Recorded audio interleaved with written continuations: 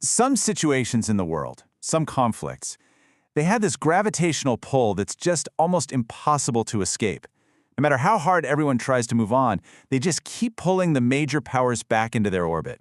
Today, we're going to dive deep into one of those scenarios and really explore the powerful forces at play. Okay, so for years now, a huge theme in American foreign policy has been this idea of a pivot, right? This desire to shift focus away from these long, incredibly costly wars and entanglements in the Middle East. The stated goal has always been to recalibrate, to move on. But as we're about to see, it's never really that simple. And that's the real tension here, isn't it? Despite this goal to disengage, the possibility of a direct conflict between the United States and Iran threatens to do the exact opposite. I mean, we're talking about a conflict that could drag not just America, but literally the entire world back into a brand new, very dangerous spiral. So let's start by looking at what that first immediate shockwave would be.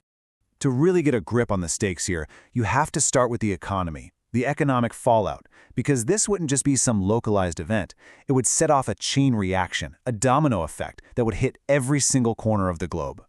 And to understand that economic risk, you really only have to know about this one tiny little waterway, the Strait of Hormuz. It's not just a shipping lane. You have to think of it as the planet's single most critical artery for oil.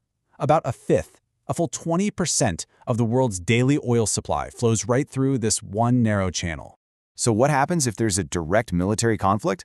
Well, it's pretty much a guarantee that this choke point gets shut down. Imagine a sudden, catastrophic blockage in that artery we just talked about. The flow of oil could slow to a trickle or just stop completely, almost overnight. And the fallout from that? It is crystal clear. This wouldn't just be a spike in gas prices. This is the kind of event could trigger a full-blown global economic collapse. And the key phrase to remember is spare no nation. This crisis would have nowhere to hide. It would be everywhere. But, and this is a big but, that economic disaster, well, that's just the opening act. That initial shock would very quickly ignite what you can only describe as a geopolitical firestorm, one that would be incredibly hard, maybe even impossible to contain. Yeah, you gotta understand, this wouldn't be some simple, clean, two-sided war. No way. Alliances that have stood for decades would be strained, maybe even broken. At the same time, you'd see proxy forces activated all over the region, opening up all these new battlefronts. And the conflict? It would almost certainly go global through asymmetric warfare, reaching far, far beyond the Middle East. And that word, firestorm, it's not an exaggeration. It is the perfect metaphor. It really captures the uncontrollable, self-sustaining, and just all-consuming nature of what this thing could become.